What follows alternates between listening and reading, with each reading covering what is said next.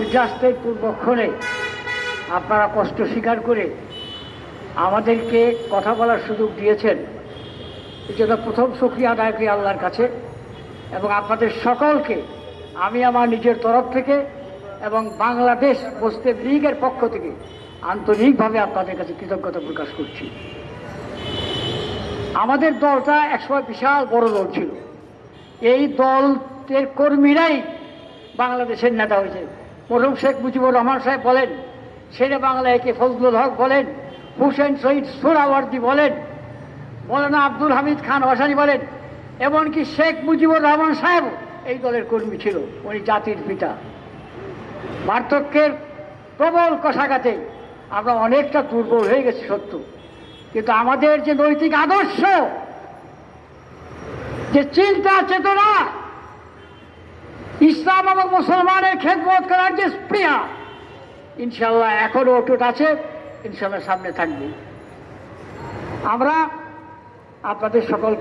আপনাদের মাধ্যমে ভারতের যুদ্ধংদেহী মনোভাব সম্পন্ন প্রধানমন্ত্রী নরেন্দ্র মোদী মহাশয়কে বিনয়ের সাথে অনুরোধ করছি, মুসলমানদের ইতিহাস যদি লেখাপড়া আপনি জানিয়ে থাকেন জানেন,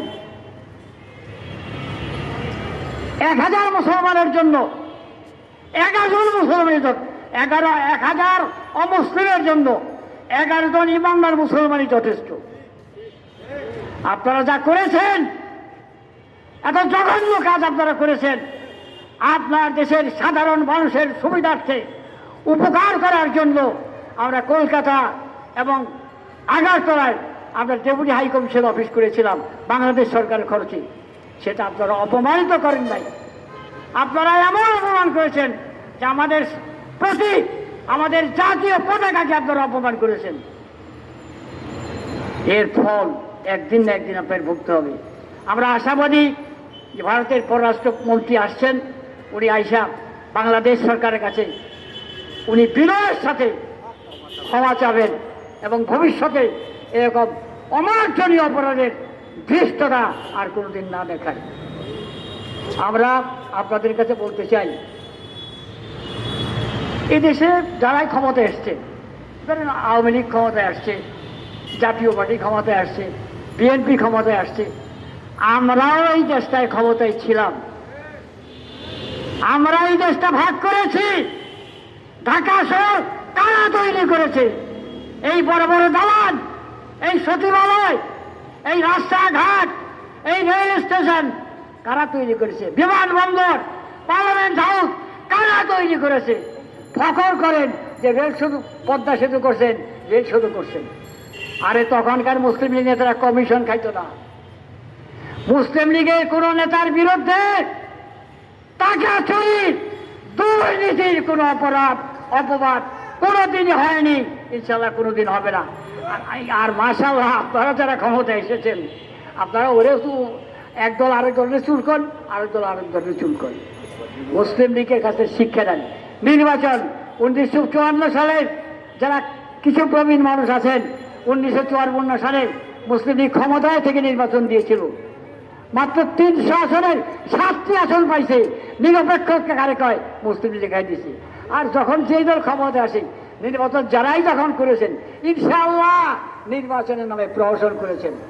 আমরা বর্তমান এই ডক্টর ইউনূস সরকারের কাছে অনুরোধ করব, আগে দেশটাকে সুস্থ করেন, নির্বাচনের পরিবেশ তৈরি করেন, একটা সুস্থ নির্বাচনের ব্যবস্থা করেন। আমরা আপনাদের সকলকে বিনয়ের সাথে অনুরোধ করছি যে এই সরকারটি কারো নির্বাচিত সরকার না বটে, কিন্তু এই সরকারটি ছিল নাই নয়, ইট ওয়াজ ইনএভিটেবল। এটা আল্লাহর তরফ থেকে এই সরকার আসছে আমাদের মঙ্গলের জন্য, আমাদের কল্যাণের জন্য, এই দেশের মানুষকে বাঁচানোর জন্য। আমরা এই সরকারের প্রতি আস্থাশীল। আমরা সরকারকে বলবো, কিছু অসুবিধা আছে, আপনারা গাফিলতি করবেন না। এখনো জিনিসপত্রের দাম মানুষের ক্রয় ক্ষমতার বাইরে। এটা পারেন না কমাতে, আপনারা পারেন না কেন? এটা তো কৃত্রিম। আন্তরিকতার সাথে কাজ করেন, সাধারণ মানুষের সুখ সুযোগ সুবিধার ব্যবস্থা করেন। আমরা দোয়া করি দেশে শান্তি ফিরে আসুক, সুষ্ঠু নির্বাচন হোক, এবং এই মুহূর্ত পর্যন্ত আমরা সকল দেশের সকল রাজনৈতিক দলকে অস্থির না হয়ে, ধৈর্য হারা না হয়ে এই সংস্কার কাজ শেষ করার সুযোগ দিয়ে একটা সুষ্ঠু নির্বাচনের ব্যবস্থা করুন। আল্লাহ আমাদের সহায় হন। আমিন। ওয়া আখিরু দাওয়ানা আলহামদুলিল্লাহি রাব্বিল আলামিন।